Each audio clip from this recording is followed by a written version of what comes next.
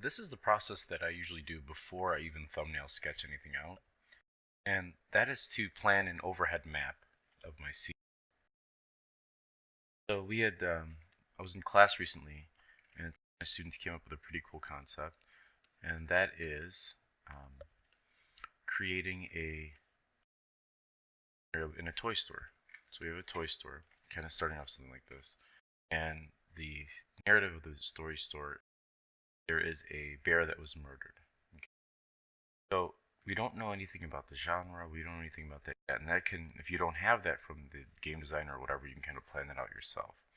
So go ahead and run a new layer. And usually, I don't necessarily frame it out at first. I frame it later. So let's say right off the bat, it's a standard toy store that exists in a rectangular world, right? So just kind of mark there, and then we could always extend that. And I'm not going to add the sidelines. And because we're in Photoshop, we could scale it. Let's assume the bear was murdered in the corner of the room. So in this game, so we're just going to draw that represents the bear. And we want to sort of lead up to the planning of the design, right? So the person walks in the door here, and we want something to obstruct the view and to guide us to this player, right? So maybe the player hears a sound, and that sound is a princess toy. In this universe, all the toys are alive. Love the bear. So here's the princess. Here's the flowing dress.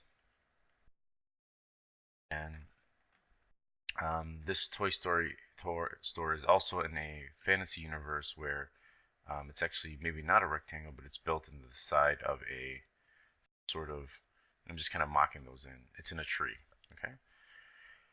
So the tree's been hollowed out, and a tree grew into a tree from a neighboring branch grew into put like a window here.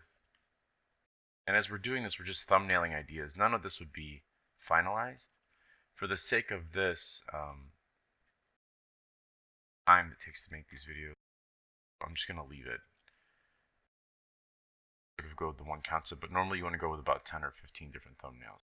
So there's an obstruction here, and maybe there's like one, as you enter, there's like some creepy weird toys. We'll figure that out later. That's not necessarily important right now. We just need to mark out the shelf. So that's when you first walk in. And then, oh, actually, you know what? That could be the register to the toy. And you're also a smaller character, so you're not going to see that right away. And we have to keep that in mind because when we go to do our thumbnail sketches, there's a register there. There's also a display case off to the side here. Okay. Aisles. Overturned shelf here.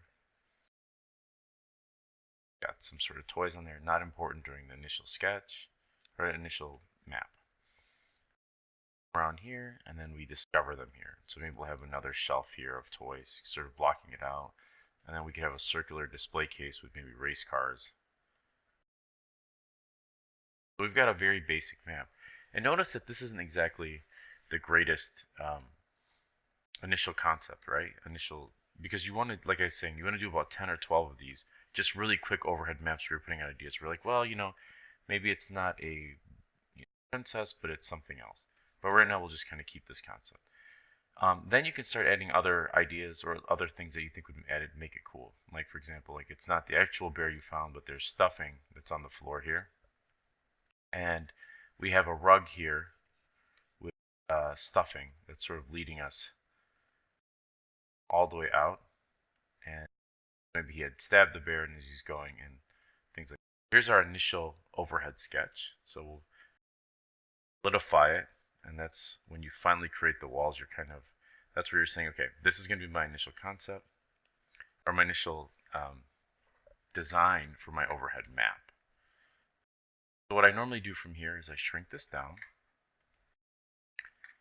Like off to the side. Just to show people, so I'll just do OM. I'm going to do it with Photoshop text to be a little bit cleaner. Then I make a new layer, so let's call this our OM for overhead. We're going to call this layer camera.